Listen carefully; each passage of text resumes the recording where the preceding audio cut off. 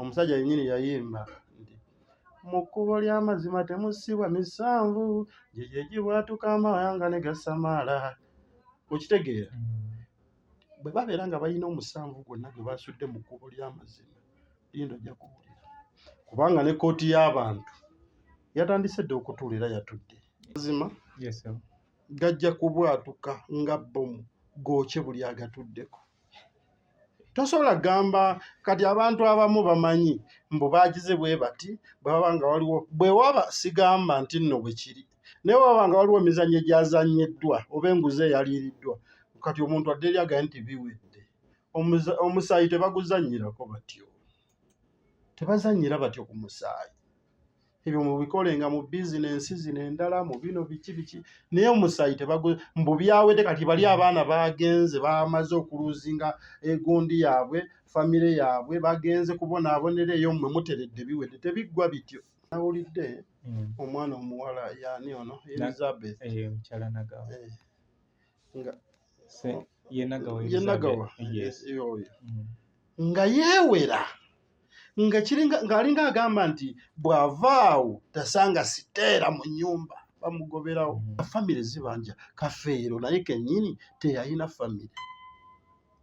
Kati kiikyo kizze ne mu baana b'oluusi abamu ojja kwekanga bakasukiddwa ebbali basigadde mu bbanga bawunzike nga nabo bali nga naye bwe yakola nga kirondoola paka kiri lwe kirikola ki lwe kirigibwawo ekituufu. Kafeero bw'alifuna ansa, Kafeero bw'alifuna obwenkanya nga ye olaba n'afuna famire n'abaana be bonna balifuna famire era balitereera. Era kababeere nga waliwo tugeze wabaddewo ekitatambudde bulungi oba oggulirira oba biki abaana bano ne bagoba bannaabo oba ne bagibwamu oba byabadde enguzi ne basigala bokka bana nabo tebali seefu. Ate bo bayinza okufuna ekinene ekisinga eky'abana abaagobeddwa. Bano nga bazze buzzi bbali ne basigala mu bbanga ate ne bano ne bafuna ekinene ekisinga ekyabali senga tebakwata nsonga na bwegendereza. Naye mu byonna ekisinga obukulu ekyetaaga obwegendereza obw'ekitalo tebakola ensobi era baddemu beetegereze. Tebakeera enkya ne baddira omwana wa Kafeero omusaayi gwa Kafeero ne bagugoba mu luggya lwa Kafeero. Bwe babeera ensobi eyo nga baagikoze bajja giwulira. Omuzadde kankwanjulire Kikaaya College School Bulenga lya kisulo n'abava ebweru ly'abawala n'abalenzi ligatta amadeeni gonna liviira ddala ku siniya esooka paka ku y'omukaaga lisomesa arts ne sciences. Omwana bamubangulira ddala tebakoma kusoma busomi kyokka bamutendeka emirimu gy'omu mutwe omuli okwokya welding, okusiba amazzi, okusiba enviiri, okukosa okufumba oba kiyite catering and hotel management, okuzimba, okutunga oba kiyite fashion and design, okukanika emmotoka, okukosa amasannyalaze, ku bitone by'abayizi b'ekansa omuli okuyimba, okusamba omupiira wamu n'okubaka, endya y'abaana nnungi, layibulale ya mulembe. Ow'ekisulo osasula emitwalo 69. Okwo nno kwe kuli okulya, okusula, okusoma n'endabirira endala yonna. Lisangibwa Bulenga ku Mityana Road kilomita 7 zokka okuva e Kampala. Kuba ku 0772 442 799. New Subs Fashions tukutuusaako ebiteeteeyi kw'ossa abaya, engatto, ensawo z'abakyala, jackets, jeans n'ebirala. Tusangibwa ku Wilson Street ku kizimbe ekya Sunset Arcade ground floor shop number 2. Okututuukako va ku Pioneer Mall otambule nga dda ku Arua Park, yisa ekizimbe ekya Wilson 1 oyite ku Health Link Pharmacy. Kati awo weekoma yambuka amadaala gakuyingize ku Sunset Arcade. Awo ng'otutuuseeko engoye zaffe tuzijja China, Egypt, Vietnam n'amawanga amalala. Omukyala omwambazi omulungi ayambala naffe. Be Easy Hotel and Bar tusangibwa Nsaggo ku lw'Ennakawuka. Ku lw'empeereza ennungi tukola essaawa 24. Tulina ebifo ebisulwamu nga biyonjo, ebiddaabirizibwa buli kadde, eby'emizannyo ng'okulaga omupiira, okuzannya pool n'ebirala. Ebbaala ejjudde obulungi, emmere ekutuukako mangu, paakingi nnungi ate nga security eri gguluggulo. Okubuukinga n'okumanya ebisingawo kuba ku 0790 79 12 04 oba 058 98 77 77 Asatumunya, you are not easy when you are not at Be Easy Hotel and Bar. Come and experience the ultimate in comfort, entertainment and security with Be Easy Hotel and Bar, Nsago Nakauka Road. Eggwanga Uganda obanga oliwangaliddemu okumala emyaka bingi ebitasobola kubeera nga bitwewuunyisa, wabula kyolina okusigaza mu bulamu kwe kufumiitiriza Uganda y'enkya egenda kufaanana etya, kubanga omusingi baliwo ffe abasimira abo abaliddawo, obulyake, obuli bw'enguzi, obunanfuusi, ekiyita bantu n'ebirwadde n'ebintu ebirala bye bifumbekedde mu nsi yattu. Nze Muzungu David Kadongo Kamo music analyst, we mbeera wano mbeera ku nsonga zaffe za Kadongo Kamo. Gwe eyeetaaga bino byenkola osobola okuntuukirira e Kasubi basooka kwabula stage n'oba nga osobola okwefunira ku ebyo ennyimba we weesitula n'ojja oluyimba nduteerako nnusu 5 ntandikira ku nnyimba za 15, ku WhatsApp nduteerako 10 ntandikira ku nnyimba za 15. Yeetaaga ebivulumaziika n'ebintu ebirala naawe osobola okunoonyako wano e Kasubi basooka kwabula stage. Kale nga bw'eri enkola yange ntera okukyaza omwami ono si mugenyi wano waka. Nsaba otubuuzeeko ate oba oliawo twanje ensonga. Abatuwuliriza era abatulaba, amannya agange nze Geoffrey Nkwanga, ndi musajja muyimbi era mbalamusizza nnyo, mbagaliza okuwuliriza n'okulaba okulungi. Okay, ye omuyimbi Nkwanga nze ngenda kuwa omukisa oba oliawo abantu okwongera okumanya okusinga, kubanga abantu batulaba ku mitimbagano, abantu batulaba naye obw'olumu tebatutegeera. Kati njagala otuwe identity esobola okusukkako linnya lyo. Abamu bamanyi nga Kasuku mu Kawanga Yogera owa Baby Dale. Nze musajja yazanya vidiyo abantu gye banyumirwa ennyo, musajja yali alunda ente mu ttale, yenze gw'oyogera naye Geoffrey Nkwanga.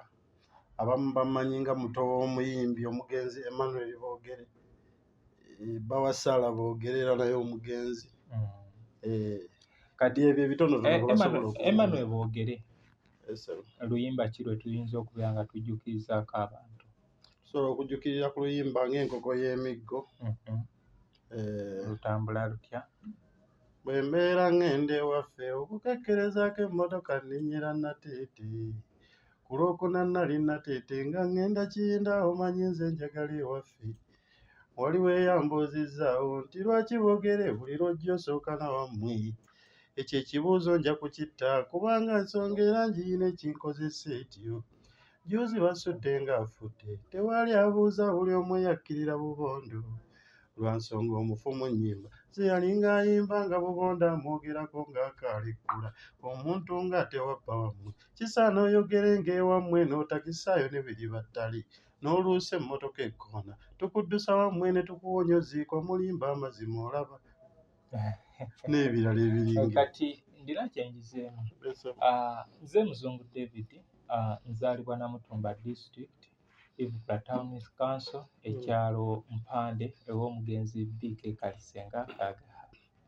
Nange nzaalibwa Mityana mu Kiyinda ew'omugenzi Jojo Wilson Kavuma, yali mwami mubazaawo ku Kibigala gye Mityana, era nga ne mutabani w'omugenzi Nankya Merida agalamidde Namutidde Musingo, era mwekiri nti ne Namutidde nja kutuuka akaalo kali eyesinga akakuuma maama. Omugenzi Boogere yayimbanga nnyo ewaabwe, ng'era ennyimba za Kadongo Kamo zitambula. Kale ndowooza ebintu bino kyandibadde kirungi, ekyamazima okubeera nga ewammwe terina kutiisa. Ffe abamu twogera tuli proud okubeera nga twogera ewaffe olw'ensonga wenjagalira wenninyira ezidde ewaffe n'entuuka. Kati awo wennyini olunaku lw'eggulo, ennaku z'omwezi zabadde 25, wali ku Naggulu wabaddeyo olukuŋŋaana olwa bannamawulire n'ensi yonna okubeera nga batwanjulira ebyava mu kunoonya endagalusse oba DNA ey'abaana b'omugenzi Prince Joe Paul Kafeero. Endagaluso eyo balaga nti yaggyibwa ku baana baali abaana 25. Weewaawo baatuuka eyo omwana ndowooza abamu ne balaba nga balina okwekuba nga tebajja kimalako nakyo, wasigala abaana 25. Mu baana 25 results zaafulumye nga ziraga nti abaana bali 4 bokka be b'omugenzi Prince Job Paul Kafeero, 21 nga babasudde ettale. Twewuunya ki ekiddako ekintu kino kubanga all over social media abantu they disagreed kyeyinza okukkiriza. Sinaafunako agamba nti ndi mumativu n'ebyavudde mu ki akuleka yafunye byabadde ayagala okuggyako abo abaafunye bye babadde baluubirirwa. Waliwo abamativu. Yes.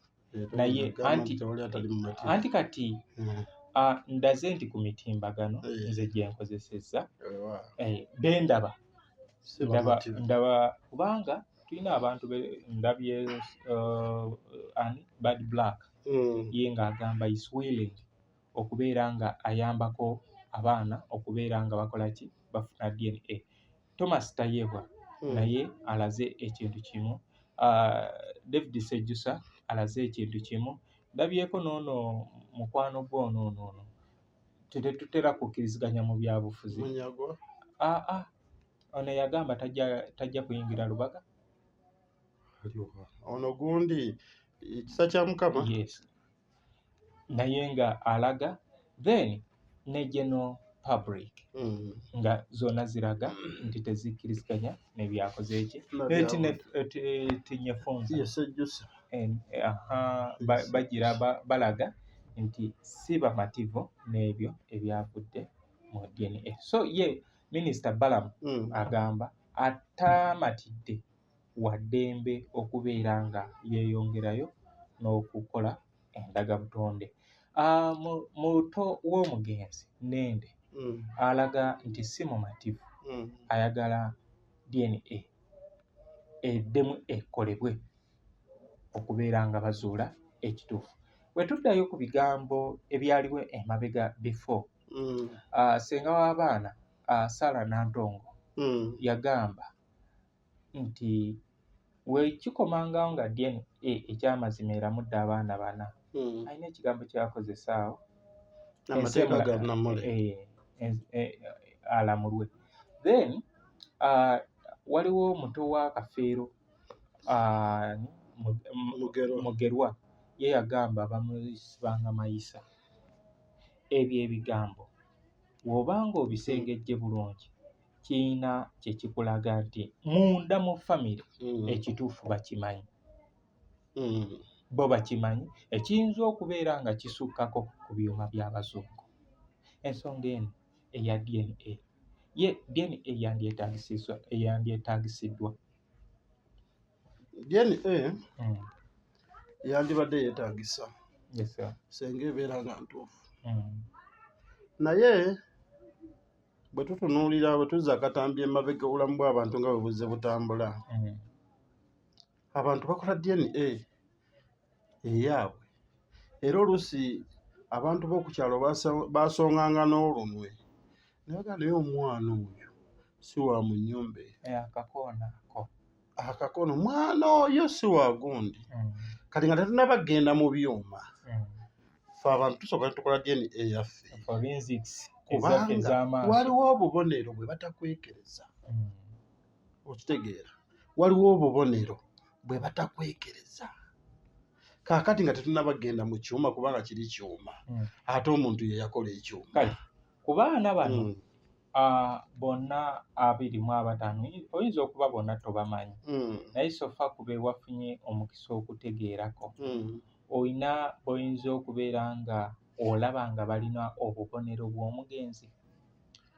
Nze abaana bensobola okwesibako obulungi bali aba omu yayiseewo ndyoke.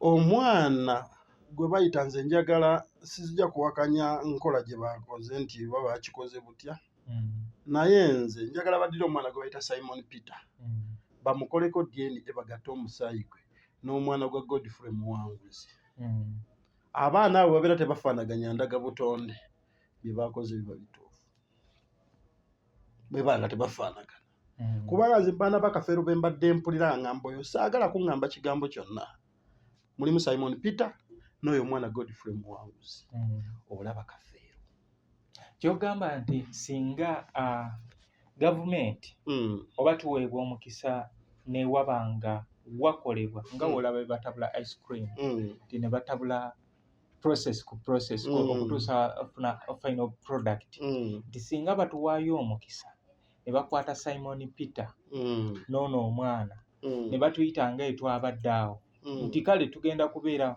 naye nga buli kimu kikolerwa ki awo nga tulaba singa nga bukya nga Simon Peter tamakinga na mwana ono okkiriza nti DNA mba mumativu nti bye bakebedde biki bituufu era bwe tuba tutwala saagala tugende wala njagala bakwate Simon Peter bakwate n'omusaayi bajje ku Simon Peter omusaayi bakwate ne Godfrey Muwanguzi bamugyeko omusaayi olaba ndowooza bagutwale bakebere abo bokka bameka babiri tebanteerako mulala Simon Peter ne Godfrey Muwanguzi bwe bajja nga omusaayi gwabwe tegukwatagana byonna bye bakebedde bijja kuba bituufu abo bokka benjagala saagala mulala era babatwale nga si wano mu Uganda wakuba tuviina ekizibu batusaasire Uganda tulina ekizibu buli kimu kisoboka anti nalabye Sejjusa agamba corruption eri e Uganda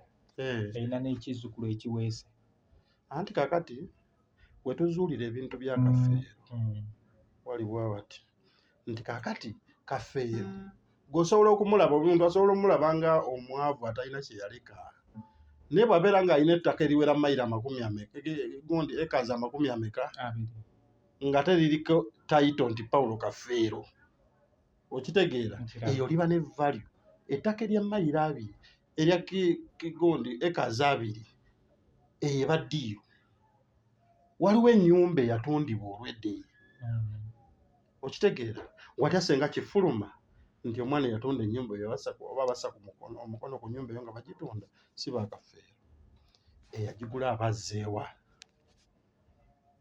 biba biggwerawa kitegeeza wakati mu kukebera tulina n'essuubi oba oli awo nti abaagula ennyumba eyo oba abaguze ebintu bya kafeero basobola okuluma n'ogwengulu okulabika nti ababaguza babeera baana ba kafeero okitegeera bagambe batunda ebyo byonna tetubiinaako buzibu bya bulijjo naye mu nsi waliwo eppeesa lye batakwatako eppeesa lye bayita omusaayi tebalikwatako nze siina buzibu nakeera nkya ne baddira omwana atali wa kafeero ne bamuwa kafeero sikiinaako buzibu kubanga naye ayinza okuba nga yaliwo ng'era teyamugoba okitegeera naye okuddira omwana wa kafeero senga wabeerawo ensobi yonna eyakolebwa obanga nguzi ne baddira omwana wa kafeero ne bamwawula mu famire ya kafeero ne bamukasuka ebbali ekyo ekintu kibi era abaakikoze bakolimirwe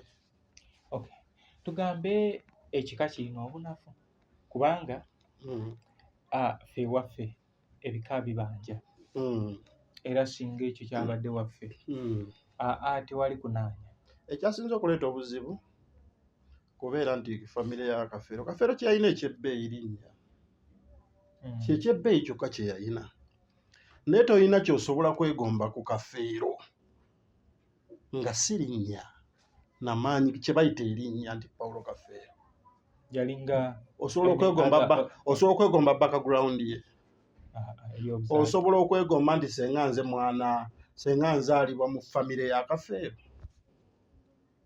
lwaki naye kennyini bw'abeera nga bakugamba nti neyali taata we n'okumuziika teyamuziika nti ate yamwegaana naye kennyini we bamuziika yeyeegulirawo nagamba banziike jjajjaawo ekigwomanyi gwe baaziika awo we bamuziika mu butuufu naye kennyini yali tateredde ekijja kyabwe kiri bbira ekyamuzeeyi naŋŋanga ye kafeero n'agiraawo anyway byange bino byenkola waliwo famire eyantuukiridde ng'egamba yezaala Prince Job Kafeero, era nti Kafeero we yafiira yali ateeseteese okukolayo ekivulu, nga ne ekikulu mu kyo kwe kubeera ng'agenda yeeyanjula. Eyo nayo weeri, naye obudde buno siyinza kukisimbako ssira.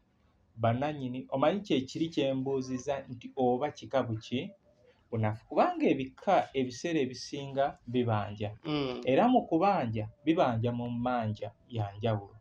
Kafeero wafa toliiwo, naye bano abaana era basigala baana ba kika kiri. Eno embeera yonna nekola ki, nejja neebeerawo, naye nga banoonya lunyiriri lwabwe. Ate kati waliwo byoyogera mwami Muzungu ng'abantu abasobola obitegeera baalubatu. Kati ku nsonga eno eriwo ebyo byoyogera ate by'abantu baliko kumanya nnyo, abasobola okubitegeera batono, era batono nnyo abasobola okubitegeera nti n'obukyankala n'olwo bonna basobola n'okugyawo embeera ne Kafeero n'aziikulwa na biki nga birina ekibireeta. Ate ekyo kigazi. Mbadde nsaba twogere ku bantu kye basobola bonna okitegeera. Ekyo ekigazi osooka okikole ki? Kubanga famire zibanja. Kafeero naye kennyini teyalina famire. Kati kiikyo kizze ne mu baana be oluusi abamu ojja kwekanga bakasukiddwa ebbali basigadde mu bbanga. Bawunzike nga nabo bali mu ki? Nga naye bwe yakola ki? Nga kirondoola. Paka kiri lwe kirikola ki? Lwe kirigibwawo ekituufu. Kafeero bw'alifuna ansa, Kafeero bw'alifuna obwenkanya nga ye, olaba, n'afuna famire, n'abaana be bonna balifuna famire, era balitereera. Era kababeere nga waliwo tugeze wabaddewo ekitatambudde bulungi oba ogguliriro oba biki, abaana bano ne bagoba bannaabo oba ne baggyibwamu oba byabadde enguzi ne basigala bokka bana, nabo tebali seefu. Ate bo bayinza okufuna ekinene ekisinga eky'abana abaagobeddwa. Bano nga bazze buzzi bbali ne basigala mu bbanga, ate bano ne bafuna ekinene ekisinga ekyabali. Senga tebakwata nsonga na bwegendereza. Naye mu byonna ekisinga obukulu ekyetaaga obwegendereza obw'ekitalo, tebakola ensobi era baddemu beetegereze. Tebakeera enkya ne baddira omwana wa Kafeero, omusaayi gwa Kafeero, ne bagugoba mu luggya lwa Kafeero. Bwe babeera ensobi eyo nga baagikoze bajja giwulira. Omusajja yennyini yayimba nti mu kkubo ly'amazima temusibwa misanvu, gye gibwatuka amawanga ne gasamaala. Okitegeera? Bwe babeera nga balina omusanvu gwonna gwe basudde mu kkubo ly'amazima, linda ojja kuwulira. Kubanga ne kkooti y'abantu yatandise dde okutuula era yatudde. Kkooti y'abantu yo yatuuliddewo, yabadde etudde ng'egoberera ensala ey'omusango, naye Amanchoolo bo kkooti we yagawulidde n'etandika okukola ki? Okwecwacwana. Ate n'ekirala abantu tukoleddeyo ensobi emu oba balikozeeyo ekintu kimu. Omanyi waliwo wooliira n'ogaa nti embwa eno sigiwadde ku nnyama, lwakiri kangi kasukira eggumba ery'eggumba. Okitegeera? Naye bo baalidde n'eggumba nga n'embwa tebagikkiriza komba yadde ku ki? Ku ggumba. Bandiddidde ku abo abaana abana, kubanga abo abaana abana be baalonze abayise mu kasengejja ne mu mmotoka bazze bameka. Era okuva emabega yonna yonna n'ekitole bali bameka, bali kitole bali bameka? Bana. Era be bayise mu ki? Mu kasengejja. Naye baalifunyeyo omwana omu, kati omwana avuddeko ebizibu byonna si mulala, ye muwanguzi. Oyo omwana muwanguzi, tolina gw'osobola kugamba nti omwana si wa Paulo Kafeero. Naye baba bakutenda olubbobo. Tosobola kuddira mwana oyo n'ogaa si wa Paulo Kafeero, oba osanga baba baagala okitegeera. Wabeewo ekivulu ekitegekebwa nti kuyamba mwana oyo, bamuleete bamuteekawo ku siteegi nti kumuwa buyambi. Lwe bajja otegeera nti kkooti y'abantu weeri esala amazima n'obwenkanya. Tuyamba mwana wa Kafeero, baleete oli bamuteeke wali, baleete n'ono bamuteeke wali, bage nti omwana ono bambi. Kubanga abantu babadde bambi bakkakkanya emitima bwe balaba ku mwana oyo muwanguzi, ye Godfrey Muwanguzi, nga balaba Kafeero waabwe akomyewo, kubanga okuzaala kuzuukira. Abantu nga balaba Kafeero waabwe azuukidde, abo bw'obakutula emitima. kati wetutunuulira ebyo byonna byakoleddwa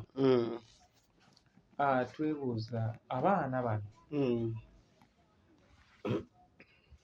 ekitiibwa kya mukadde wa Paulo Kafeero akyalinawo ekitiibwa kye kyalinnye ekyo nakigambye tosobola kugyawo linnya lya Kafeero tosobola kugyawo nnyimba za Kafeero anti tosobola kubiggyawo naye bisobola okuvaawo oluvannyuma kubanga obubaka n'obugagga bwe yakusika mu nnyimba tubanga obudde buno tuli mu kulaba kubanga nalabye abantu batandise okusala kiripu ti abaana bano tebaawuliriza nnyimba za kitaabwe kituufu naye era ye Kafeero ekintu kyasooka ekimumalamu ekitiibwa era ekyamukakkanya kiri eki enkaayana zino zonna zandibaddeyo nga taziikuddwa kyekyokumusimayo ekyo kyo kyekyasooka omwambula ekyo kyekitiibwa kyokka kye yaluuzinga naye bino byokkaaya n'abaana simanyi ono wuwono siiwe ebyo tebyandibadde bikulu bya bulijjo wabula okumusimulayo kati okyatwala omwana kimbu agenda alambula ekijja kya Kafeero nti essomero lino bagenda balambule ekijja ky'omugenzi Paulo Kafeero tekikyalina value nkubuulira mazima kyekyo naye kiyitibwa nti nno kiyitibwa ye bye yakola yabikola naddala nkugambe Kafeero kye yaleka mu nsi bakiyita linnya nti Paulo Kafeero erinnya lirimu ennyimba ze kyekyokka kye yaleka era omuntu kyamwegombako gwe njagala ompeeyo ekintu kimu nga si linnya lya Kafeero omuli ennyimba ze kyomwegombako background Minisita Balamu yagamba akikola ku lwa mukwano gwe Prince Jopo Kafeero gwe baalina naye nti era ye waaba atandiikiriza obusuubuzi obw'omwenge yatandikira mu bivulu bya Kafeero okubanga batambula era abo bayetegereza vidiyo ya Blood neeyo Kafeero mwali ne Balamu awo baali awo entinda ku dipo ya mwami Balamu nga wakolera emirimu gye yagamba nkola okulaba nti element eno eri corrected forever and ever n'ekitiibwa ky'omugenzi kisigalewo element eyo kituufu baamuziikula kati element eyo gwe mu kutunuulira okuko eri corrected forever anti mwami Balamu bw'aba ayagala okukiggusa akakase nti kye baakoze kyamazima nabwenkanya naye amazima agamanyi mu mutima gwe bw'aba akimanyi bulungi nti ekintu kye baakoze kirimu ekkoona lyonna ate bw'aba akiraba naye nti waliwo byalabira ddala nti mu butuufu bye baakoze mulimu ebifu era aveeyo ye kennyini agambe nti mu butuufu nedda nze nga nze mukwano gwa Kafeero nange siri mu mativu olw'ensonga bweti ne bweti naye bw'aba awulira nti bye yakoze awulira mu mativu ng'ate amanyi bulungi nti byabaddemu ebirumira tatulimba tabangako mukwano gwa Kafeero Kafeero ayinza okuba nga ye yali mukwano gwe naye nga ye teyali mukwano gwa Kafeero ebyo byonna bisoboka nze mwami muzungu ne mbeera nga nze Geoffrey Nkwanga ndi mukwano gwe naye gwe nga toli mukwano omanyi abantu aba celebrity abo nga bw'olaba omugenzi Paulo Kafeero bwe yali bangi abantu abamusemberera ng'oba abamuli ku lusegere ng'abaagala nnyo naye ng'ekituufu bo balina kye bamwagalako awo wennyini mwami Balamu yavaayo mu mawulire n'ategeeza nti waliwo abagezaako okwagala okugulirira dini ekyuke naye teyasobola kwasanguza nti oba mwana oba bamaama bakojja oba ab'emikwano oba abaagula ebintu nekireetera abantu okubeera ne question marks ku nsonga eyo abaayiseemu be baali bagulirira oba bano be baasudde waliwo ono mukwano gwo ono Lujuuji natadde ku gondi ku Facebook yange nebagamba kale ono bandimulese olowooza abulayo nammeka akutuke ono wa gondi oyo ne bwe tumusalako ebirevu era asigala afaanana Kafeero oli munnamwe eyavudde eri erudda lw'enamutidde era oyo yabadde mu kanzu eyabadde n'enviri bweziti oyo atuleke ow'enviri bweziti yabadde asaniridde Maria oyo sijja oyo atuleke asooka atuleke tolina budde bumuteekako saaga nze njogera ku bantu kale ye bw'aba anoonya justice anaagifunira ku bano nze njogera ku bano bennyini nnyini be tusobola okugamba nti mu butuufu bano bo mu butuufu buli omu batunuulidde. Omuntu n'atunuulidde abantu balina ne kye beesibyeko nti Kafeero yayimba ennyimba n'ayimba amannya gano gundi ne gundi ne gundi, yesu asobola okuba nga yabayimba naye nga naye amanyi babi. Yali musajja muganda Kafeero. Naye Kafeero asobola n'okubeera nga alina abaana bamanyi nti si babe naye nga baana be ye yakita. Ekibuuzo kiri nti oluyimba olwo yaluyimba ddi? Kyekibuuzo. Yalinawo abaana bameka? Waliwo abaana abalala abaaliwo n'atabateeka? Oluyimba olwo lukadde era basobola okuba nga abo be baana abaaliwo. Ate being nti yali muyimbi ayinza okuba nga waliwo n'abaana be baleese kati nga naye yafa tabalabyeko, nakyo kisoboka. Kati ekyo era ndina gwe nakibuuziza ne mubuuza nti oluyimba mwayimbira ku bantu abo lwafuluma ddi? Era ng'oggyeko abo abaana be yayimba mu luyimba olwo, waliwo abaana abalala abaaliwo? Anti baaliyinza okuba nga baliwo nga yali tayinza kuzibassa mu luyimba kutabangula maka ge. Tebaaliwo. Olaba oba nga abo era be baali abakulu. Abo be baana abaaliwo be yalina obudde obwo. Era ogenda kuddayo otunuulire oluyimba lwe yabayimbiramu ne message gye yakola ki eyalulimu. Was it worth okubateekamu oba nedda? Otunuulira nti kyali ki? Kubanga yali ali kufalaasira bantu abavuzi b'ebidduka nti mudduka nnyo, obwana bwange obuto. N'ekirala oluyimba olwo sinabadde wetegereza bulungi nnyo. Nyinza okuba waliwo ennyimba ezimu omanyi ayinza okubeera abayimbi bayisangawo message. Oyinza okuba nti driver Kyova otuvugisa otya ettima ng'ali ayogera ku driver ow'omu baasi Dunia, okitegeera nga kyali ekyo. Naye ne bwebeera nga yabayimba nga yalina abalala baali bonna mu layini ezo, baali bonna tebasobola kuggweramu. Kiri yasobola okukola ku baana omu babiri n'akoma ku abo n'agenda mu maaso n'oluyimba. Eyinza obutaba nsonga. N'ekirala abasajja abo asobola okubeera nga alina n'abaana naye ng'amanyi nti si wuwe, okitegeera. Naye n'ekirala situnuulidde nze baana bano be bagaye nti ba Kafeero sibalinaako buzibu, okiraba. Era nze nakugambye mwami Muzungu, nze okwongera Kafeero abaana, era bw'abeera nga Dube yakula ne bw'aba si mwana wa Kafeero nga yabeera ne Kafeero n'akula ne Kafeero n'atuuka n'okufa ne muyimba n'amuyimba, bwe bakeera enkya ne bamumwongera ne bw'aba si wuwe sikiinaamu buzibu. Tabbu gye nnina kwe kumutoolako ababe, kwe kuddira ababe n'obamuggyako, awo walinza obuzibu bwange bwokka, okitegeera ndowooza. Ne bwe bandikedde enkya ne bagamba abaana 10 ba Kafeero nga ku baana 10 alinako 7 nga bamwongedde abasatu, nze sikiinaako buzibu yadde n'ettondo kuba tekiina kikimukola. Naye okumutoolako abaana be n'obakasuka ebbali, ekyo kibi nnyo, kya bulabe nnyo, kijja kusumbuwa abakikoze ne be bakikozeeko. Kale muntu wange nkwebaza okuba nga okyangoberera. Nze Muzungu David Kadongo Kamu Music Analyst, ndi ne Mwami Nkwanga.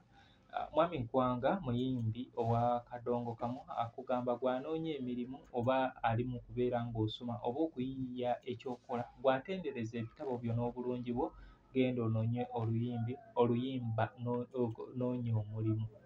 Oba oli awo ojja kubeera n'ekyo kye weeyongerako. Alina na bisere ffe ab'ebigambo ebitono luyinza otuyamba okubeera nga lugattawo empeera eyo. Tutambula n'Ekikaaya College and Vocational School, bali wali Ebulenga ku 7, badde ne boarding arts ne sciences, twalayo omwana bamubangule.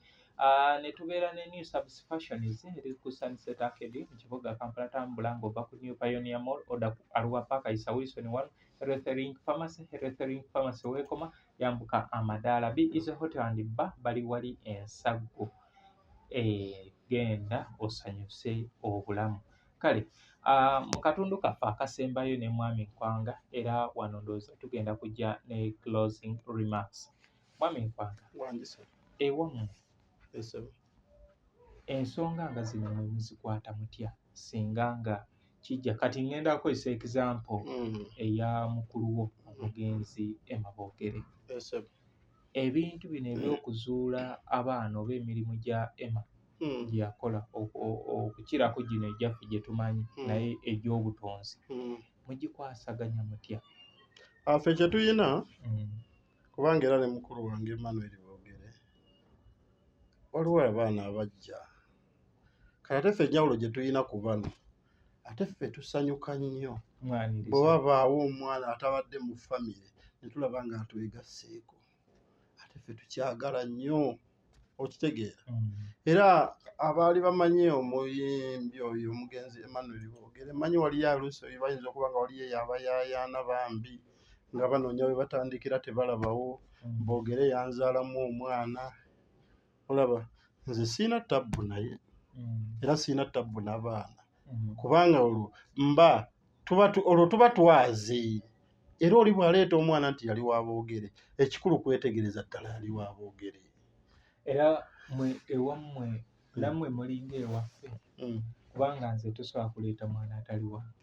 Kyekiri kye nagambye waliwo obubonero bwe batakwekereza kyekizibu kye baafunye abantu abaakebedde ebintu bino kyekye baafunye kuwona omwana Godfrey muwanguzi waliwo obubonero bwe batakwekereza ne bwe luba lubobbo wabaawo we lukoma kubanga beesibye nnyo mukana akatundu baakuteeza olubobbo ne kakumalayo waliwo we lukoma sebe ofaanane Kavero olw'okuba lubobbo n'eggumba lya wano ng'eryakafeero bwe lyesimba n'ery'omwana era luba lukyali lubobbo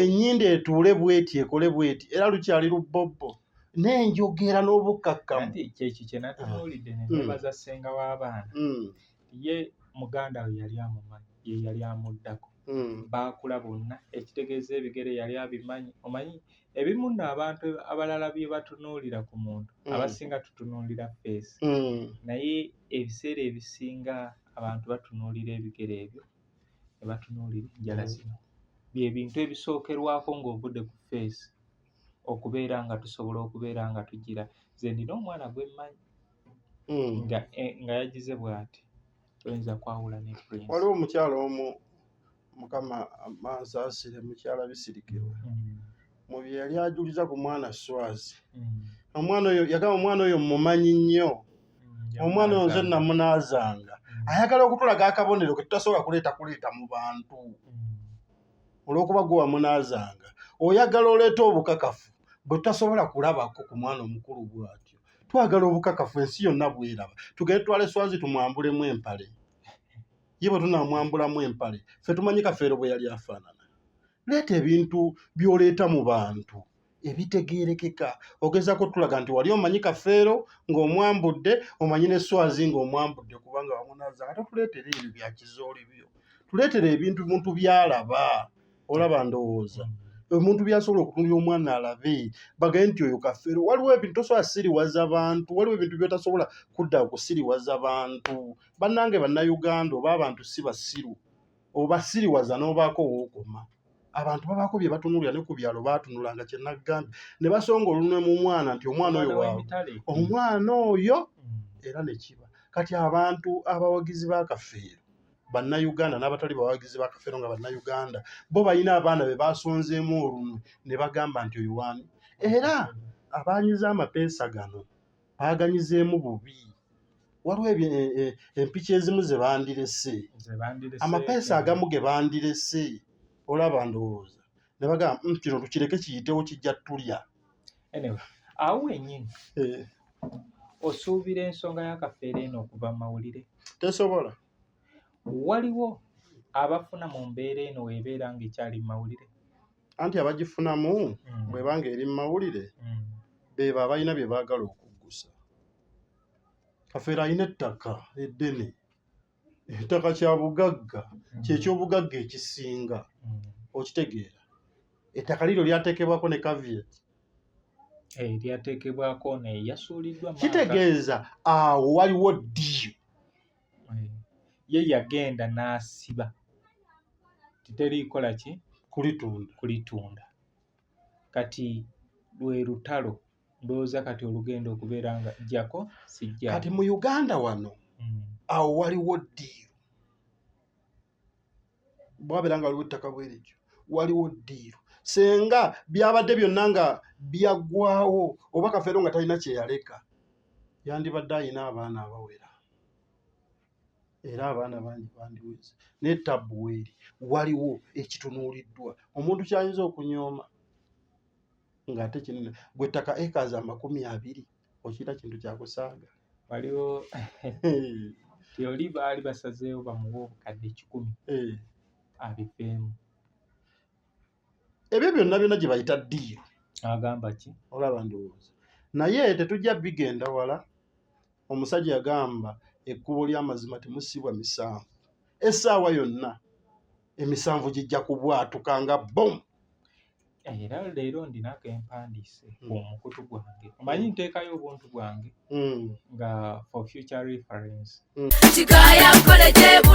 Omuzadde kankwanjulire Kikaaya College School Bulenga lya Kisulo n'abava ebweru ly'abawala n'abalenzi ligatta amadeeni gonna liviira ddala ku siniya esooka paka ku y'omukaaga lisomesa arts ne sciences. Omwana bamubangulira ddala tebakoma kusoma busomi kyokka bamutendeka emirimu gy'omu mutwe omuli okwokya welding, okusiba amazzi, okusiba enviiri, okukosa okufumba oba kiyite catering and hotel management, okuzimba, okutunga oba kiyite fashion and designing, okukanika emmotoka, okukosa amasannyalaze, ku bitone by'abayizi b'ekansa omuli okuyimba, okusamba omupiira wamu n'okubaka, endya y'abaana nnungi, library ya mulembe. Ow'Ekisulo osasula emitwalo 69. Okwo nno kwe kuli okulya, okusula, okusoma n'endabirira endala yonna. Lisangibwa Bulenga ku Mityana Road, kilomita 7 zokka okuva e Kampala. Kuba ku 0772 442 799.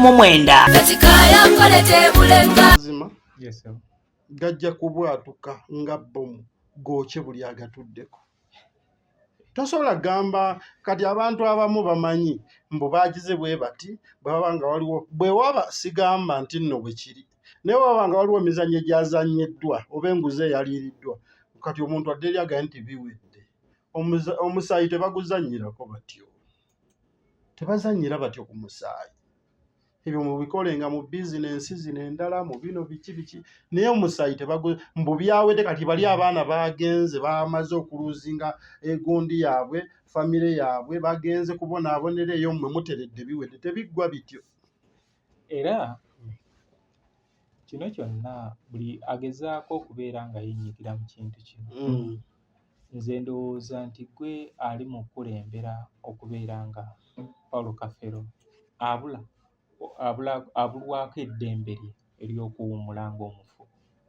Olw'ensonga bano abaana abaasuuliddwa eri tebalina kugenda bati kubanga era bajja sigala nga babeetuuzeeko kubanga mu mateeka singa bakireka oba oli abayinza bakkiriza ne bakola ebintu ebituufu bandibadde basobola n'okufunamu okusingawo. Kubanga bano bali bana bali 21. 21 omwo naye mulimu abasinga ku 21 nti ono twakula naye tukuze naye twemanyi va ku bano be baleese obuleese ono kati nga mutabani oyo obwetaavu bw'okungiriza muwanguzi abazza obuzi naye waliwo abakulidde mu famire era nga bamanyiddwa. Kati Stella omugoberewo Stella Nowero Martin Maaka nawulidde omwana omuwala yaani ono Elizabeth mukyala Nagawa Nagawa oyo nga yeewera ng'alinga agamba nti bw'avaawo tasanga Stella mu nnyumba bamugoberawo. Olaba ndowooza ne Stella oyo gogoba mu nnyumba munnange genda nyabo Nagawa genda Stella mugobe. Ebiseera ebisinga abaana abo buli kintu kibeerako emmanduso. Eyali emmanduso ya kino ekibaddewo yali Stella ne Maaka be baasitula olutalo. Kati ono yagambye leero kyemmanyi gye bali balinayo meeting e Masaba. Yagambye agenda oyo ave neyaziikako akole ki afeeyo naye ndowooza nti abaana bano beetaaga okubeera nga bafuna omuntu asobola okubalungamya. Twabaddeko ku live emu nenjogera ebigambo bino nti ekintu kino mubaddemu amancoolo mangi. Okumanya amancoolo gabaddemu baagizenga akalulu k'ekawempe by elections okajjukira. Yalangirira atya akekawempa kagundi bwe yamala okulangira nga n'emmotoka ekola ki weri awo ng'etokota era n'agibuukira n'akola ki nti ne bano baafaananya akalulu k'ekawempe bamaze okulangirira nti abaana bano ekintu kyakomyawo so nga twabadde tusuubira nti obudde obwo ke kadde ak'okubeera nga batabali abana kubanga bo ba mu nju babate basigaze bano 21 kubanga obudde buno be basinga okwetaaga. Singa obeera muzadde gy'oli bano abaana b'olina okulwanako okusooka okuzza emyoyo. Nalabye n'omusirikale mugende muve wano nga waliwo omusirikale abagoba. Kati ebyo byebiri mu kukuba ebituli mu kintu ekyo. Ebituli kyensoose nakyo nti ebituli bingi mu bintu bino. Anyway, weebeera script eyagiwandiise yagezezzaako naye ebiseera ebisinga n'ezibeera firimu zino ze tulaba naawe weenamutidde olina n'owotoka n'ogamba baatulimbamu. Anti era twasoma Luganda bwe twakolanga ebigezo oba abaana baba bakola ebigezo bamuleetera akatabo nti kikonyogo nga bakateeka ku sirabasi olaba ndowooza naye era babaawo we batukalaga amaanyi g'omuwandiisi galiwa ne bagakubuuza n'ogawa ne batiikinga obunafu bw'omuwandiisi mu katabo kano buliwa wano yandigambye atya naye bwe babeera nga bakimanyi nti nno mwalimu obunafu lwaki bakateeka ku sirabasi kitegeeza oba oyagala oba toyagala obunafu ffe tujja bunoonya si nsonga oba okiggusizza oba weetaddewo nti gwe byokoze byebituufu era akatabo ko ke kali ku sirabasi yes naye era ffe tujja kunoonya awali obunafu oba oyagala kiri kyenkuzzayo ekawempe kubanga wemala okulangirira omuwanguzi bamuwana ki n'ebiraga nti akoze eki awangutte naye ye teyasobola kubirinda kugaba birangirira na lukoola nti yawangudde akalulu ako n'apyanta n'ateeka omusingi n'agira ne bano bwe bamaze okugira abaana abana nabo kyenkana bapyanse bupyansi bano abasigaddewo ne batandika bagoba bugobi. Naye kambuze mwami Muzungu tewayinza kubaawo ngeri ndala kuba mpuliddemu abantu bangi waliwo n'abavuddeyo nga bagamba nti Uganda terina tekinologi asobola kebera ggumba lya myaka 19-20 ekyo nga mbeesinga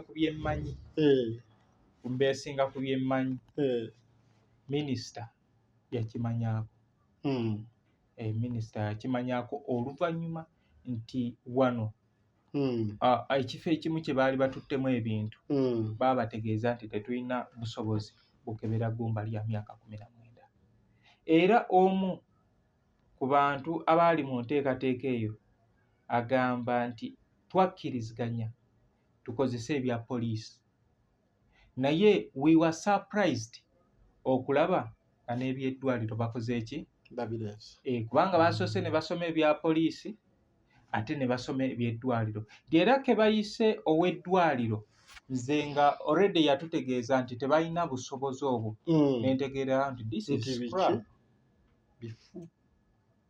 Kaakati ekibuuzo tewaliiwo kubalwa kuba abantu abamu tetulina busobozi naye tewaliiwo busobozi abaana bano nze mbadde nteesa bali basooke babaleke kubanga bano abaana basigaddewo ba Luganda abatali bannyinoomu okitegeera kaakati tebasobola kuddira baana bano kubanga maama waabwe tali atya tali omu ne babaggyako omusaayi gwabwe ne bagutwala bano ne bagutwala ne bagukebera ne balaba nti oba tewaliwo omusaayi guli rating kati ebyo byonna enteekateeka kubanga ffe abamu just twetaaga bwenkanya mu kintu kino. I don't have any interest mu famire ya Paulo Kafeero naye omanyi kyekitegeeza omwana obutaba na famire. Yes, I know where I belong.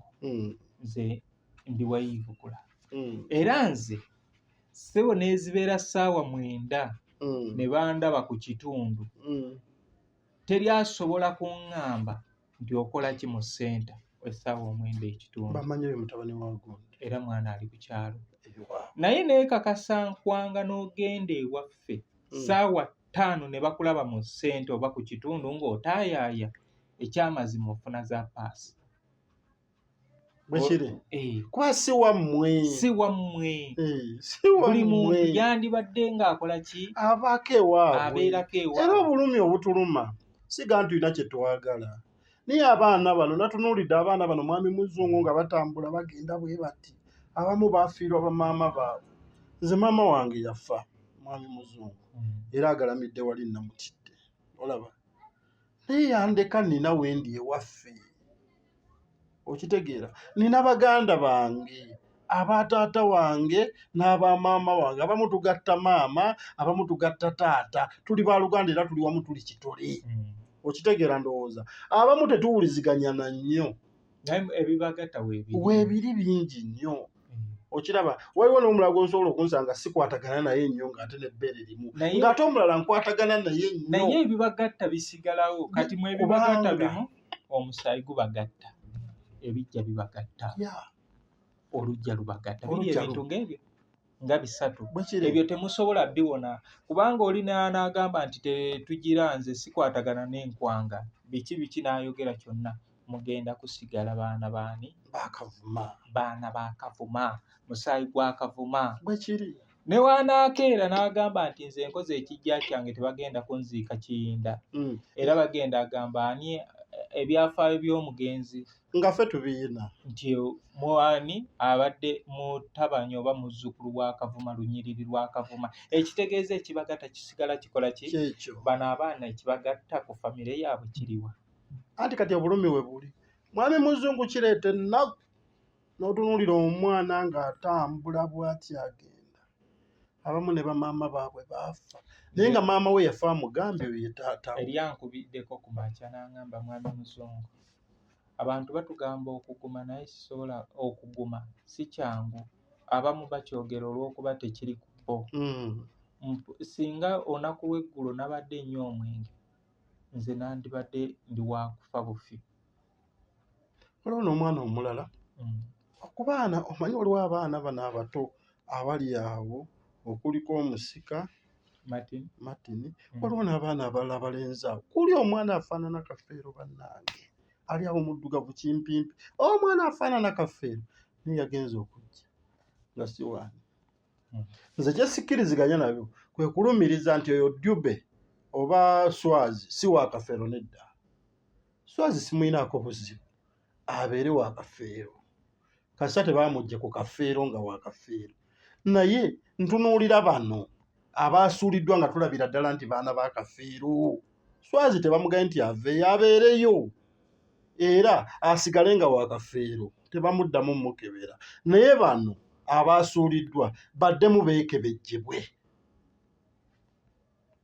kafeero okumwongera abaana tekirina buta kuba naye ayinza okuba nga abakubaawo teyandigobye baana era yali abali ng'oluusi yali akimanyi n'okimanya abamu nti si babe naye nga tayinza bago naye kakati okuddira ate ababo bakasuka ebbali ekyo kikyamu anyway bantu bange bino bye bimu ku birowoozo eby'Abannayuganda nkimanyi muyinza otujajinga olw'ebigambo ebituvaamu naye nsuubira woba muzadde ebintu bye twogerako obitegeera kale woba toli muzadde nsuubira naawe oyinza okuzaala kale woba togenda kuzaala nsuubira naawe wazaalibwa ebintu ebyo ebisatu bye bibonyaabonya abaana bano mwami Nkwanga nsaba osiibule nsiibula nga neebaza mwami Nende simumanyi tamanyi naye omwami mwebaza muzadde atalina omugongo muzadde byayogera byonna owulira nga muzadde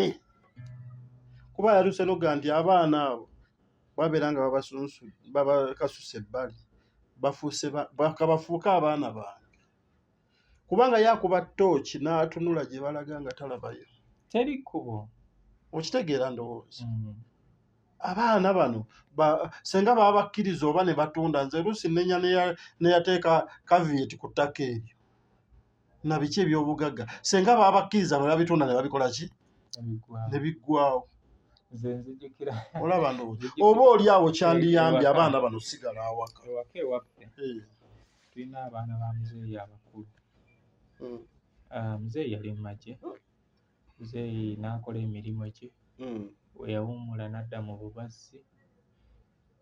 Naye ng'amaze okufa batabani be baatunda buli kimu ne kiggwawo nga tebakyalina kye bakola ki kye batunda. Awo wennyini omu n'ayajjira ku ttaka ange baali bagamba ffe twali bato b'omukyalo omuto nga bakungiriza ettaka lino tulivawa naye temugezanga ne mulitunda. Bwe muba nga mulitunda oguzanga wa mu nnyumba. Bakimanyi ffeffe abagenda okola ki? Wayiseewo mmeka mu 2024 nga bajja bakonjobolako batundako ku share yaabwe. Teyakoma awo nga oli gwaguzizza yamugya n'eyo palisa mbuugwere n'amuleeta ebusoga n'amuguza kati nga talina kkubo limutwalawa mu nnimiro ye. Eno jjukira ekijja kye kisooka kati nga alina okutema ku kijja akole ki? Atundeko asune ekkubo. Awo oli ekkubo. Naye ng'ekijja ky'atunda kyaffe ffenna. Tajja kubuuka nga kanyonyi kugwa wuwe. Kati awo ne gumutuulamu nzira ku kyammaaka caveat ne kimutuulamu. Omwami n'ategeezebwa nti munnaaye ettaka lino lye wagula tetukulinaako buzibu. Naye kano ke wagula kano ako ke twagala. Era tolina buvunaanyizibwa bwonna kukakolerako activity yonna. Kantu kaali katono. Mwami n'agamba ye kale nzikkirizganyiza ab'ekika. Naye njagala weebaayo asobola ansasule ssente zange atwala ettaka liri. Tetulina interest mu ki? Mu ttaka liri. Interest yaffe eriwa? Wano wokka. Kati omuzannyo awo ne gutuuka nga gukoze ekyera n'abamu era baakola ki? Naye nga just kantu katono ate era kaamulema okubeera nga akozesa kubanga naye akola ki? Akiraba nti tagenda akola ki? Talina waayita kugenda eri. Kati mpozi nze kye nnyinza okugamba muzungu. Omuntu bw'afa aba afudde. Abantu baleme kuddira abantu bafu. Kulowooza nti nno omuntu omufu asobola okufa ate n'asigala nga mugagga. Omuntu bw'afa aba akoze eki? Eby'obugagga bwe biba tebikyali bibye, biba by'abaana be. Kale nze nno nze omu kuba kati ffe tulina ku experience y'okufiirwa abazadde. Tumanyi kye kitegeeza okubeera n'ebyobugagga oba n'ettaka ne libeera awo nga liri awo mu buli famire. Kyokka yazaala abaana ab'enjawulo oluusi ne bamaama ab'enjawulo nga liri awo teririna nnyini oba oterese butwa. Buli omu bamuwa ekikye atunda agende. Naye abaana tebasobola kukwatagana, tebasobola kuwuliziganya, entalo tezisobola kuggwa waka ng'ettaka eryo buli omu tafunye kikye. Batunde oba biggwawo batambule bagende. Nti gundi afunye kino batemeretemere ono atunde liggwewo baterere bamanye nti basigazaawo kijja baterere. Ojja kwekanga tewali ntalo, era senga ettaka eryo teryategebwa ku caveat nga bwe baatunda ekajjansi nga n'eryo baalitunda dda ne ligenda. Kaffe yandifunye abaana nga bawera. Nze nkubuulira yalifunye abaana nga bawera. Naye kati waliwo ekitunuuliddwa. Abantu tebatekangako baana nti bannange temutundanga ettaka lya kitammwe, abaana be bannannyini lyo. Mubaleke. Mubagabanye batemeeteme ono afune kino oli afune kiri. Ono atunda anywa omwenge gwagenda anywa akola bizinesi yagenda akola booda agigule biggwewo. Ojja kulaba nga bakomyewo ng'omukwano gwe balina. Comment section eno oyo ono ow'obulebwe afaanana gundi oyo weekalagi yagambye kale n'otunuulirwa lwaki tebamuleka ne bamufunirayo masaba w'abeera ne bamuteerawo dipo n'agunywa n'abaviira. Kati omutunuulira nga talina kyagenda bakola lujuuju. Oyo mumuwa obwenkanya abufuna leme bafuukira kizibu. Bw'abeera nga abulina mumuwa obwenkanya nti oyo mwana wa Kafeero abeerewo bayiddwera anywa omwenge gwe. Kati omuggyemu akuleetedde ebizibu abantu batandika okukubamu ebituli. Twogeze mazima newankubadde muli bayaaye mutya omwana ono muwanguzi mwabadde mumulekamu bw'abanga wakafeero yabadde alina osigalamu n'atabaleetera bizibu. Ebibuuzo byonna nkubuulira mazima mwami muzungu, abaana bala balinga abatali nawo. Ebibuuzo byonna era abaana abalala bwe baba bakwekuŋŋaanya nga banoonya bwenkanya beesibe nnyo ku mwana ono. Nze kiri kye ndaga nti nze njagala bakuddire Simon Peter kuba nze baana ba Kafeero sirabanga mwana wa Kafeero afaanana Kafeero kwenkana mwana oyo muwanguzi ne Simon Peter. Simon Peter ye mwana wa Kafeero taliko kubuuza. Nze njagala bakwate Simon Peter aba babatwale oba South Africa oba wa babatwale Musaayi gwabwe baguggyeko abo abaana bameka. Naye ekyo kyokka bakinkolere. okudobonkanya ebyobuwangwa bino nakyo kintu kitukoze bubi. Kubanga ffe awo edda nga baba baatuuse edda ku kitooke nti atali adde wali lumukubire wali owaawano adde wano adde mu nju nga ne woobeerawo wabangawo ne kyekyo ndowooza gyoyogerako divine guidance tuyite Kafeero anti nga bagenda ku kitooke kyekyo kyobadde otegeeza. Yes, nga bagenda ku kitooke nti buli mwana wo gy'ali muyite muleete mu nnyumba. Abadde wano nga si mwana waamu atambule akole ki era taddanga. Ate era waliwo abasobola obikola wano mu nsi mu ggwanga lino nomu omuntu asobola okuyita Kafeero okuba tebakyabibala. Mulimu omuntu alina amaanyi nti kati twagala kikituufu n'amuyita najja n'ababuulira ekituufu naye amaanyi ago baagatwala nti tegakyalina makulu. Mu ntalo ezimu zikyasinza okubeera entalo z'omusaayi. Ate we zituuka nga mugatta entumbwe ate kisukka mwandigasse ebbeere naye we mugatta entumbwe kituuka ne kisukka. Anti ebbeere teribaamu ntalo. Twalabye okwewaga aliwo aveewo. Nze nzira wakka nkoko njeru era siina gye nkola ki gyendaga ne weebuuza guggwa gutya.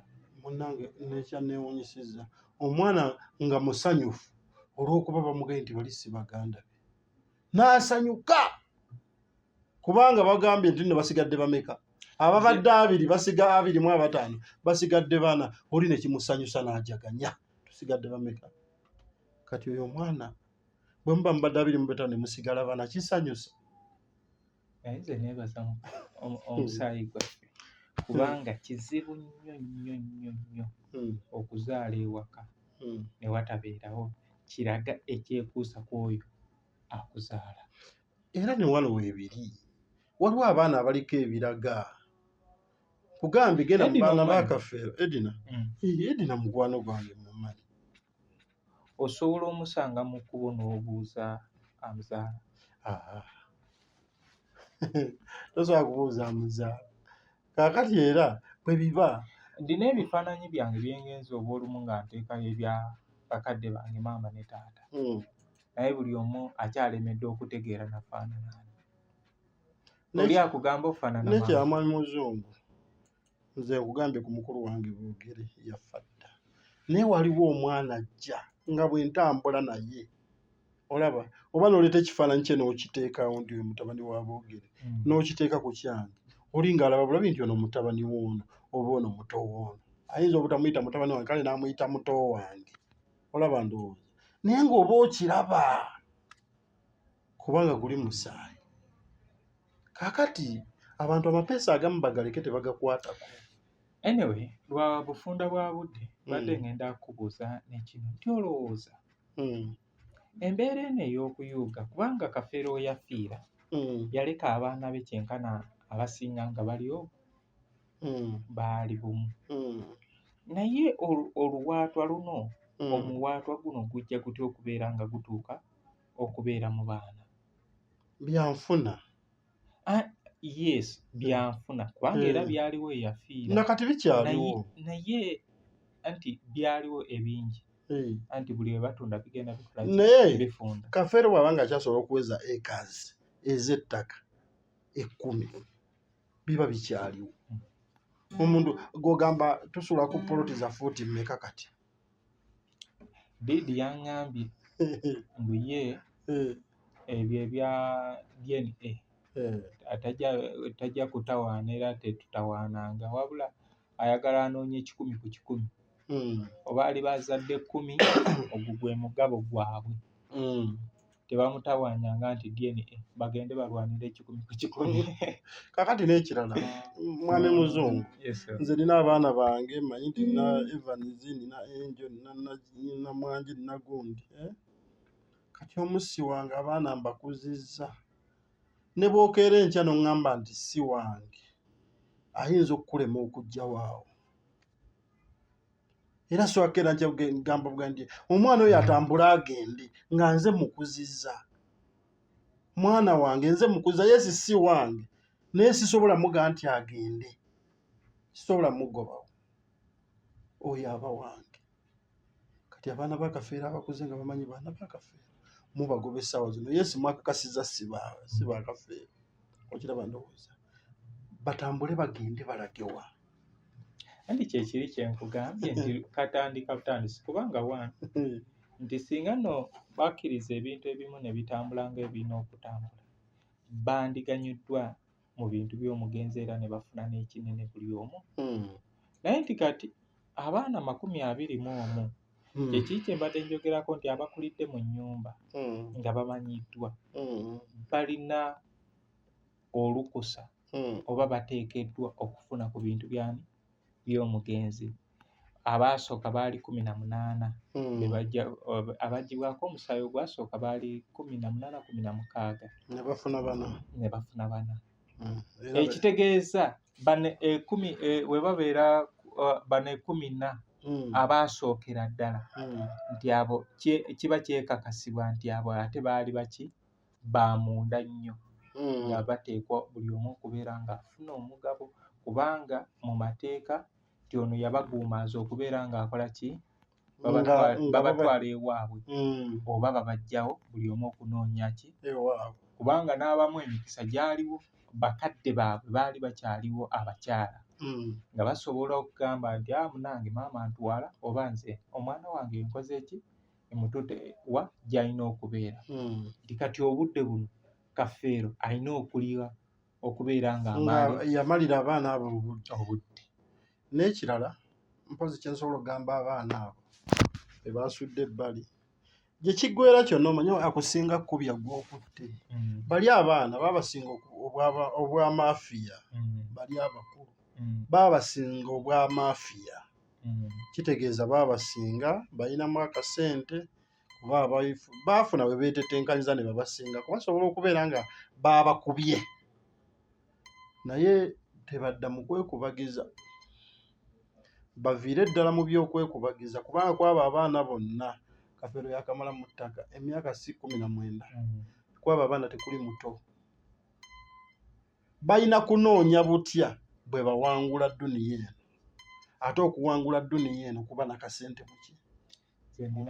Mukulu waffe yazirina era nga naye yamanya abaana ba muzeeyi n'abatali ba muzeeyi anti bo baali bampeta. Naye nga obudde buno ne walonda 1000 asobola okubuulira omuntu nti alonze ssente. Mwami muzungu, tulina abaana be tulabye ffe nga bakuze, tetuli ba kitalo nnyo era tetuli b'amaanyi. Naye nze nnina bye neenyumirizamu ne mu nsi ng'olabanga ebitono. Bwe mba nava e Namudide ne nnyingira e Kampala wano nga nninga bwendi, nga ndi bwendi sirina kyenzize nakyo bwe kiti.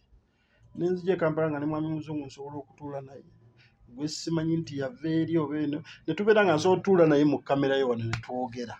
Olaba ndowooza Katonda aba alina waakutadde. Kitegeeza ki? Katonda asobola okukuseeseetula n'akuteeka mu kifo kye wali tokola ki, kye wali tosuubira. Abaana abo mbasaba, abaana abo be bagambye nti si ba Kafeero tebeekubagiza.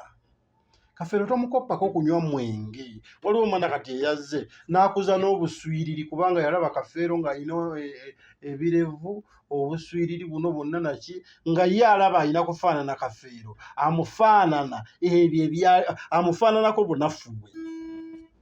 Lwaki Kafeero omufaananako kunywa mwenge? Lwaki omukoppa nti alina ebirevu nga biva eno n'eriwe? Okitegeera lwaki byebyo by'omufaananako? Mbadde nsaba abaana abo bave mu byekisirusiru. Basobola okukola ne baba b'amaanyi nnyo, basobola okukola ne batuuka ne beenoonya, basobola okukola ne batuuka ne baba b'amaanyi nnyo n'okusinga bano ababa batutteko ebintu, n'okusinga bano ababa bagobye mu famire. Abaana abo Mukama nsaba abasaasira abawe omukisa. Bw'abawo omuntu asobola okuyamba abaana abo mu nnyamba yenna abayambe, kuba Kafeero eggwanga lino yalikolera ebirungi, eggwanga lino yalisomesa. Omuntu asobola okuyamba gwe omwana, buli muntu yenna gwe erondawo ku gwe baasudde ebbali, gwe ng'omanyi nti wa Kafeero ng'olina obusobozi obumuyamba, nsaba omuyambe. Gwe gw'owulira nti gwe DNA yo ekulaga nti mu butuufu ono mwana wa Kafeero, nsaba oyamba omwana wa Kafeero, gwe gw'owulira muzaale, kubanga ne Kafeero yennyini olaba ndowooza yali yeetaaga obuyambi obwo. Muyambe ku lwa Kafeero afune famire.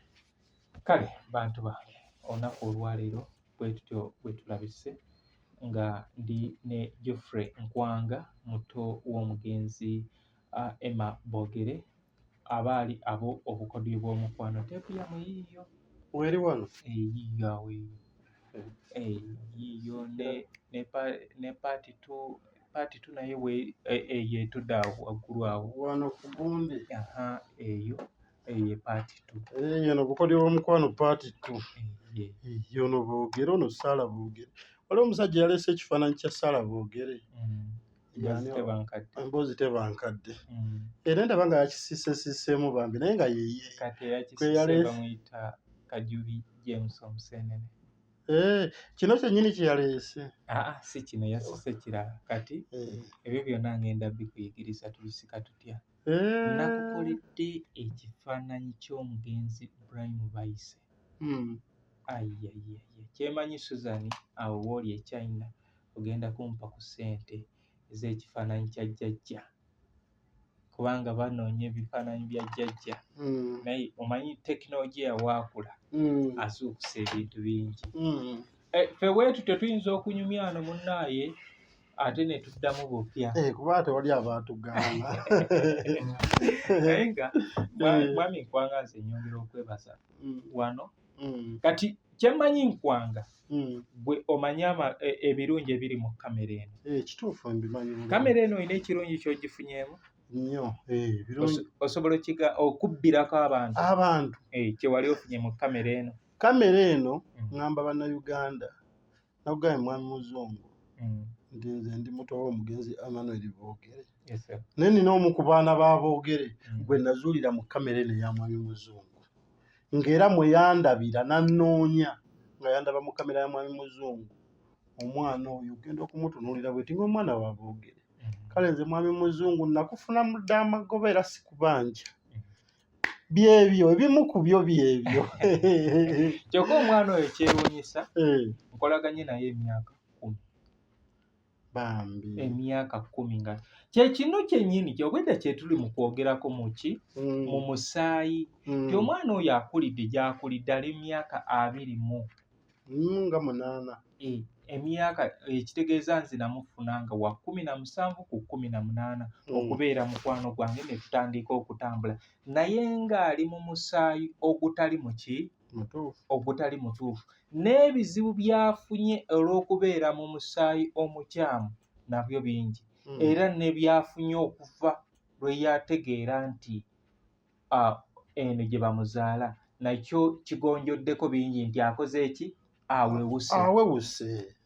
Naye nga nti yali talina idea yonna butya bw'asobola kubeera ng'atuuka nga yaŋŋamba nagezaako njagale njogereko ne amuyita taata Mamuli Katumba.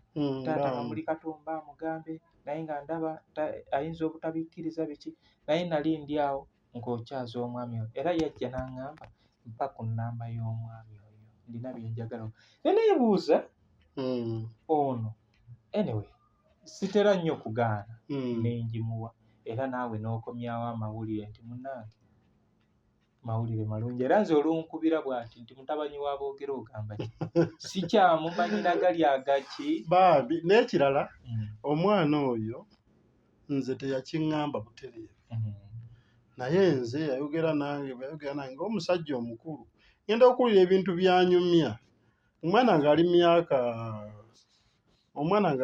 nga 28 27 anyumya ku boogere eyakafa emyaka 26 era amanyi n'ebiboogere ebimukwatako n'ennyimba zaziyimbamu kati nze ngenda okuwulira anyumya ku boogere njagala ngene manyi twanyumirwanga nnyo ennyimba za boogere nga boogere we yafiira omwana oyo yalina emyaka ng'emeka 2 oba gumu kitundu kati ng'omuntu omukulu ntandika okunoonyereza mugampereza ku bifaananyi agenda okuweereza ebifaananyi nga ndaba boogere awedde emirimu olaba ndowooza omwana oyo sinnaba namumiitinga mwami muzo olaba ndowooza naye obubonero obuliwo n'embeera eriwo mbeera naye ajja era ayagala nnyo okundaba ekyoba omanya buli kintu kiba n'obudde bwakyo obutuufu wayita mu Kampala kamere nze neewuunya abantu ababeera awo nkwebaza omulera kubanga omuleze okubeera nti osobodde omuntuusaako anti naye aba alereka omwana waaba yeeyonoonera buli kadde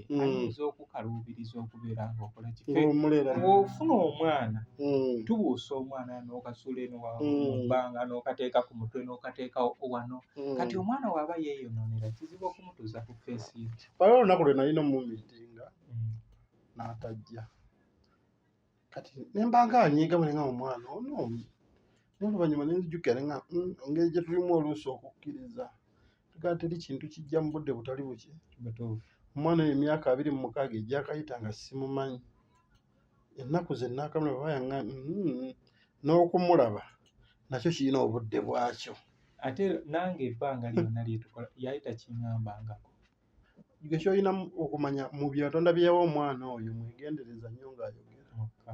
mwegendereza nnyo ng'ayogera era wabaawo olwobeera ng'omuvuga sipiidi n'akulaga asalako nga sibe bano abaana babuubuuka tulwokuba ayogera mwegendereza nnyo era alereka nga bwogambye kale bantu bange leero katugende